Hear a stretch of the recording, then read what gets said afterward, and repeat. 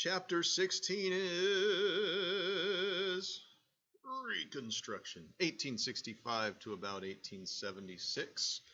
Reconstruction is the time period where the United States tries to become one again.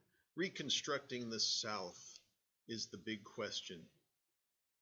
Here are some statistics to show you how destroyed and devastated the country was, especially in the South after the Civil War.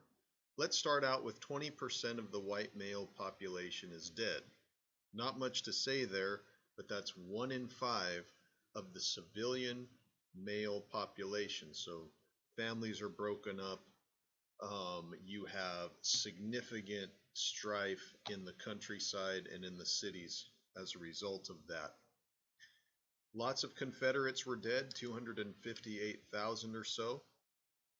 4 million or so freed blacks, which are now free, that have absolutely no job skills whatsoever because all they've known is slavery.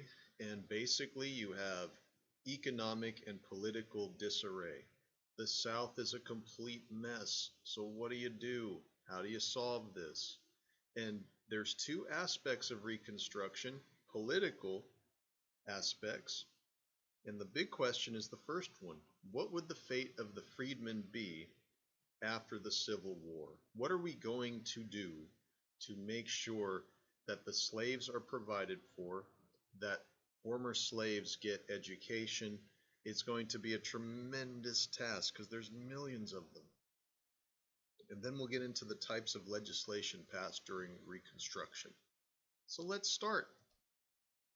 Legislatively speaking, the most important Reconstruction Amendment by far is the 13th Amendment, ratified in December of 1865, shortly after the Civil War, I guess. This is the one that makes slavery illegal. As you can see, neither slavery nor involuntary servitude, skip this part, shall exist within the United States. Most important Reconstruction Amendment. Other Reconstruction aspects included creating what was called the Freedmen's Bureau, also known as the Bureau of Refugees, Freedmen, and Abandoned Lands. And in this, the Freedmen's Bureau was something that helped out poor whites, African Americans by setting up schools, and also created food distribution centers to also help the South get back on its feet. Here you see a picture of the schoolhouse, and all throughout the South, hundreds of schools were set up where, for the first time ever, African Americans, denied the right to an education under slavery, would now be educated. Reconstruction is significant in that aspect. However, the South instituted lots of horrible things to keep blacks in their place. These were called Black Codes. Black Codes authorized local officials to apprehend unemployed African Americans. If they were unemployed and they were what you call vagrant, it meant that they didn't know where to go, they didn't have jobs to go to, and so often they were vagrant or homeless, which meant that blacks would then be hired out to private employers to satisfy the fines because they simply couldn't pay these fines as they had no money. So the South was trying to, with the Black Codes, keep blacks, quote unquote, in their place. This forced many blacks to become sharecroppers or tenant farmers. Sharecropping I like to refer to as slavery light. It is slavery in name, but not exactly the same thing. There's different types of sharecropping. Here is an explanation of the first kind. In the first type, the farmer basically supplies their own mules, plows, seed, feed, and other supplies as needed.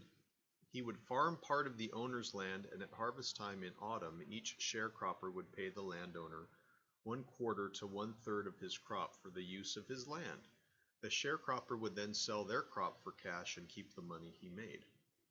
In this scenario, to work off the fines and to gain some kind of money and economic security, the sharecropper would farm, therefore giving most of their crop, as you can see in this case, 1/4 to 1/3 of the crop for the use of the land, usually of the former slave owner, and allowing the former slave to keep a little bit of cash to keep the money he made. It's almost as if what they were doing is they were farming and there was a huge tax on what they would actually harvest for the privilege of using the land. The second type of sharecropping was the type in which African Americans only supplied their own labor, renting the owner's mule and equipment, buying the seed from the owner. This type of sharecropper was given 1/2 of the harvest in autumn. And so often this time the sharecropper had little or no money left after paying off his debts, and leading to debt peonage, which basically means that, and you can read this when you go through it if you'd like to, but basically what it does is it keeps a former slave / sharecropper in perpetual debt because they can never ever basically pay off what they owe to the master, so to speak. So sharecropping is, again, not slavery, but it's very related to slavery in many ways. And not surprisingly, sharecropping took place in the Deep South, kind of where the Cotton Belt was, if you remember from chapter 13. All of these red areas show the percentage of sharecropped farms by county. And again, it shows you the pervasiveness of this new economic reality that African Americans found themselves in. Congress wanted to take Reconstruction farther, as you had Republicans in charge of the government, basically. And so they passed a couple of constitutional amendments. One is the 14th Amendment, ratified in July of 1868, which provides a constitutional right guarantee of the rights and security of freed people. It's also known as the Equal Protection Amendment, making sure that nobody is exempt from receiving the proper amount of rights due to them. Okay?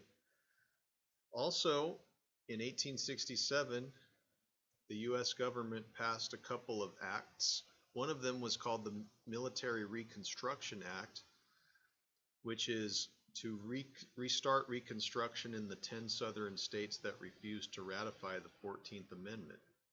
In other words, send military advisors down to keep the peace and make sure that Reconstruction takes place in some of these stubborn southern states. And also divide those 10 unreconstructed states into 5 military districts, as you can see here. To make sure that those military districts and these states that are in those military districts follow the rules. And because, as you can see, there is a difference between the date of their readmission and the date of defeat of radical Reconstruction governments. So what they did is they tried to make sure that in the time being that those states would follow the rules and adopt Reconstruction legislation. And because, again, one thing to remember about Reconstruction and even the Civil War, the importance of cotton. 60% of America's exports cotton-based, and so therefore, economically speaking, this entire area of Cotton Belt was essential, and the United States government was willing to pretty much, I think, do almost anything to make sure that those states were back inside the Union. Blacks in the South, very hard. Um, However, one bright spot here, 15th Amendment ratified in 1870, giving blacks the right to vote for the very, very first time in American history. Women's groups were tremendously outraged that they didn't get the right to vote, and it would be another 50 years before they would get the right to vote. As a result, blacks participated politically in many states. They established black colleges in the South during Reconstruction, as you can see here. They also elected black Senate and House delegates, as you can see over with these two men, who were the first two African American senators. These are House members. And they represented black people as well as white people with great distinction. And that doesn't get talked about enough in our history. Whites were scared that colored rule would take place in the South and that colored people would all of a sudden attempt to run the South without working with white people. And so whites, I think, reacted very negatively, as you would expect. Blacks in Southern politics, a lot of the core voters were black veterans because they were able to vote. And this is where the Republican Party got their support. The 15th Amendment guaranteed it. The Republicans made sure that blacks could vote. And of course, this is a big political realignment here, as blacks will be primarily cohorting with the Republicans and Democrats will be cohorting with the South. However, to keep blacks in their place, a new organization called the Ku Klux Klan was formed to basically terrorize African Americans, to lynch them, to scare them, and again, to quote unquote keep blacks in their place. The federal government tried to stop Ku Klux Klan from doing those things. They called them the Enforcement Acts, also known as the KKK Acts of 1870 and 1871, which gave the federal government great power to prosecute and to try to stop the Ku Klux Klan. However, this actually failed because the Ku Klux Klan was so pervasive in Southern life and Southern politics that it was almost impossible to stop the terrorism and violence against black folks. Made up in the Ku Klux Klan were what you call Redeemers, which were basically pre-war Democrats and Union Whigs, essentially conservative-minded white folks who wanted to redeem Southern life and Southern politics to make sure black people, quote unquote, would stay in their place. I keep coming back to that. The government did pass a Civil Rights Act of 1875, which made it a crime for any individual to deny full and equal use of public conveyance in public places. However, as you know, the South would resist that later on with what are called Jim Crow laws.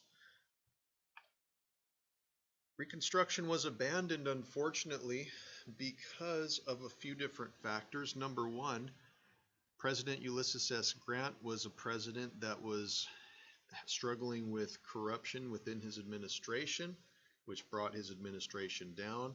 Also, a 6-year depression started in 1873, and so Congress had their minds made up that they were going to deal with the depression as well as worry about expanding the country, concerned over westward expansion and Indian wars. And that's what Reconstruction is all about. A couple of concluding notes. Number one, Reconstruction sets the stage for industrialism and economic development in the North and South by eliminating the race issue, or at least so they thought, and focusing on now economic development. North and South are going to develop differently from now on, and that's going to be primarily the focus for the next chapter of American history if you take the next class. Thank you for your time. That was chapter 16.